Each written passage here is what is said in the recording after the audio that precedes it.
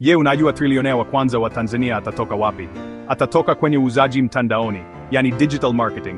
Leo nitakupa njia za kufikia kiwango cha trilionea kwa kutumia uuzaji mtandaoni na mifumo ya kiteknolojia. Usianze biashara, anzisha mfumo.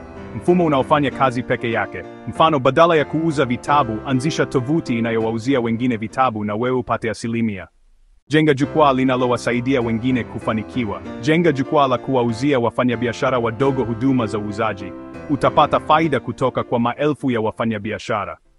Tumia akili ya wengine, pesa za wengine na wakati wa wengine. Kopa wataalamu kutoka nje. Tumia pesa za wawekezaji na uajiri watu wa kukufanyia kazi.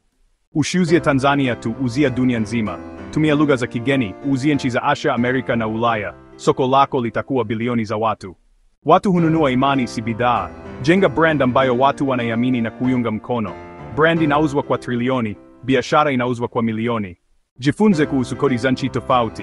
Wekeza kwenye nchi zenye kodi ndogo. Hii itakuokoa asilimia kubwa ya mapato yako. Ukishakuwa, nunua kampuni zingine. Kuwa kwa kuni, nunua kampuni zilizo na wateja na bidhaa. Hii ndiyo njia ya haraka ya kuwa. Usiwe na mawazo madogo. Fikiria kimataifa, fanya kibiashara na jenga mifumo.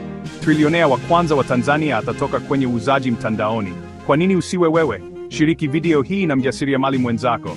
Andika kwenye maoni. Je, wewe una ndoto ya kuwa trilionea? Fikiria kubwa, fanya kubwa, kuwa mkubwa.